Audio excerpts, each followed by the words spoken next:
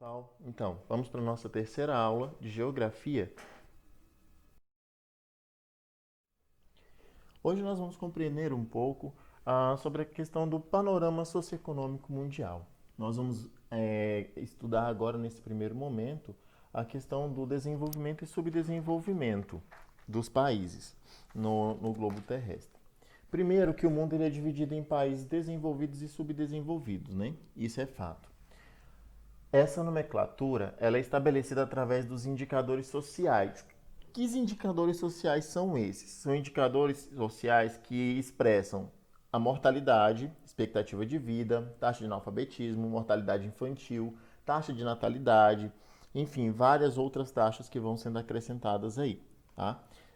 E também tem um outro aspecto que é voltado para o campo econômico, que é a renda per capita, ou seja, a renda de cada indivíduo, qual o teu salário, quanto é que você ganha por mês, né? Tudo isso envolve.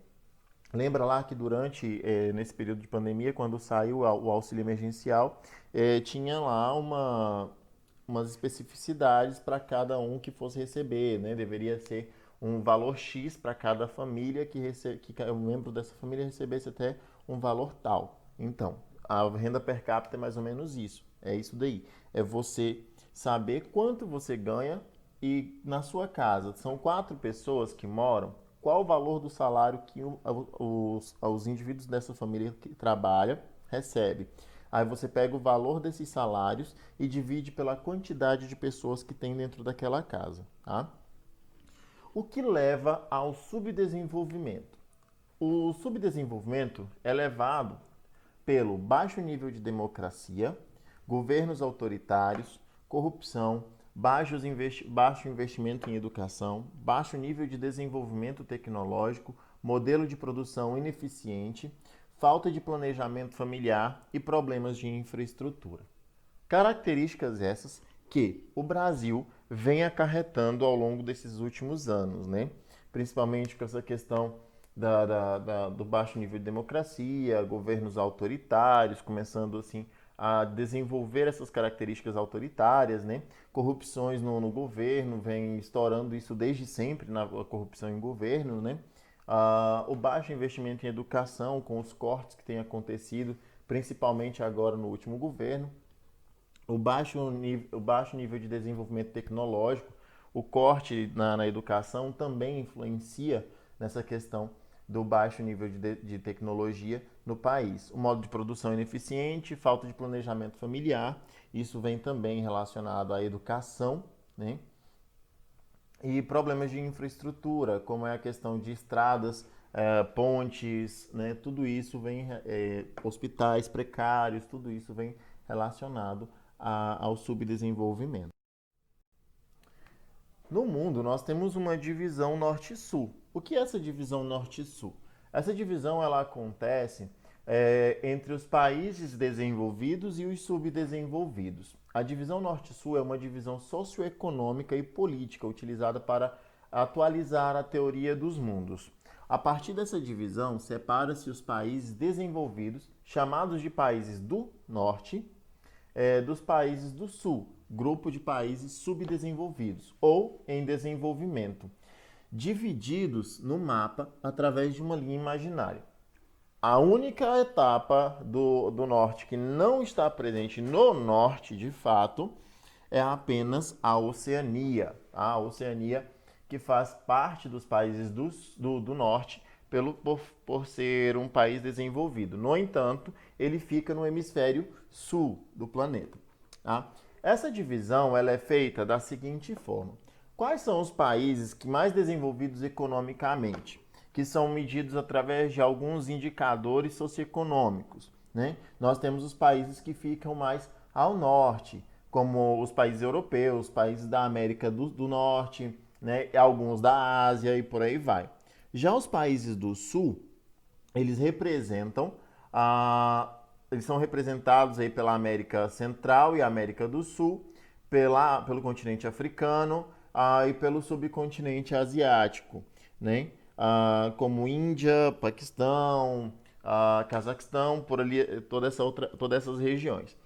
Elas são consideradas como países subdesenvolvidos ou em desenvolvimento, que também podemos chamar de países emergentes, ou seja, são países que estão emergindo, subindo aos poucos a sua economia e a sua infraestrutura. A globalização, ela é um dos processos de aprofundamento internacional de integração econômica, social, cultural e político, que teria sido impulsionado pela redução de custo dos meios de transporte e comunicação dos países no final do século XX e início do século XXI. Existe uma teoria de alguns historiadores que acreditam que a globalização ela começou a acontecer lá no século XVI, quando deu-se início às grandes navegações, né? As grandes navegações, quando Portugal e Espanha começaram a sair pelo mundo e desbravando o planeta Terra e descobriram então as Américas, né? Mas o que acontece? Essa globalização tem lados positivos e lados negativos. Dentro do seu lado positivo, é que ela agrega conhecimento e cultura de diversos países, né? Ela agrega o conhecimento, a informatização das coisas, aceleraram o processo de conhecimento, né? Hoje é possível você aprender uma nova língua, fazer uma faculdade, um curso superior, um mestrado, um doutorado, tudo pela internet. Coisas que antes não era possível, né?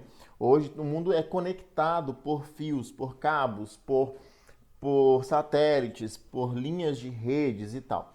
E o que acontece? Da mesma forma que a globalização, ela possibilita isso que nós estamos fazendo aqui agora, uma aula através do YouTube, através da internet. Eu gravando a minha aula aqui da minha casa e podendo enviar para vocês e vocês recebendo apenas o link, assistindo a aula, aí isso se chama globalização. A distribuição da internet, a distribuição de informação, a troca de conhecimento entre os países, mas é claro que a globalização ela também tem o seu lado ruim. Ela também pode sobrepor nações, como por exemplo, atualmente no Brasil nós utilizamos a língua inglesa como uma língua base para o comércio. No entanto, essa língua base ela também acaba sufocando a língua mãe. A língua mãe, que no caso é a língua portuguesa. A nossa língua mãe, né? E o que acontece? Por exemplo, hoje as pessoas vão comer um cachorro quente, já não é mais cachorro quente, é um hot dog. Se você concorda com alguma coisa, já não é mais tudo bem, tá certo, concordo. É simplesmente um ok. Ok também é uma palavra que não é brasileira, é norte-americana, né? Ela é inglês. Entre várias outras coisas que são utilizadas no nosso dia a dia. Até mesmo palavras para utilizar na informática, como softwares, Windows, todas essas palavras que são utilizadas na língua inglesa. Hoje nós utilizamos aqui na língua portuguesa. Hoje você vai comprar uma capa de celular, você não vai comprar uma capinha para celular, você vai comprar uma case, né? Uma case. Case, capa, né? O próprio notebook pelo qual eu utilizo para poder fazer as aulas, ele é uma palavra em inglês, notebook, book, livro, caderno, né? Enfim, e isso é ruim para os países que são sobrepostos, ou seja, para os países que são obrigados a engolir essa linguagem, né? Isso é ruim porque a cultura, muita coisa vai desaparecendo aos poucos. Como, por exemplo, hoje existe a cultura K-pop no Brasil, uma cultura que é asiática, nada a ver com o Brasil. Mas as pessoas estão aderindo a essa cultura e deixando de lado a cultura brasileira, a cultura paraense. O Índice de Desenvolvimento Humano, o IDH, famoso IDH, é uma unidade de medida utilizada para aferir o grau de desenvolvimento de uma determinada sociedade nos quesitos de educação, saúde e renda. São os 3 indicadores principais para se medir o Índice de Desenvolvimento Humano, o IDH. Você tem que saber o nível de educação da população, o nível de saúde e o nível da renda. O IDH é uma referência numérica que varia entre 0 e 1. Quanto mais próximo a 0, menor é o indicador para os quesitos de saúde, educação e renda. Quanto mais próximo de 1, melhores são os indicadores para esses quesitos. No mundo, nenhum país possui o IDH 0 ou 1. sempre é acima de zero, mas abaixo de 1. Já já vocês vão entender melhor por que 0 ou 1 se depois de 0 vem 1. Porque na verdade vem 0,001, 0,002 e assim por diante, né? É por isso que é de 0 a 1. Esses quesitos, esses indicadores que vocês percebem na tela é o seguinte. Primeiro, qual o nível de educação da população? Quanto por cento da população concluiu o ensino fundamental 2, que é o nono ano, né? Quanto por cento da população concluiu o ensino médio? E quantos por cento da população tem uma graduação? Ou até 2 graduações? Quanto por cento da população tem um mestrado? E quanto por cento da população tem um doutorado? Ele vai pegar essa média, vai fazer um cálculo para saber qual a porcentagem da educação no Brasil como um todo. A saúde também, com que frequência se utiliza o Sistema Único de Saúde, o SUS? Quantas vezes por ano os pacientes costumam frequentar um hospital, ir até um hospital? Quais são os números de morte, os números de nascidos vivos, a renda per capita, o valor do salário, tudo isso influencia, tá? No IDH. Quanto maior são os números na educação, na saúde, na renda, maior é o IDH, maior é o desenvolvimento desse país.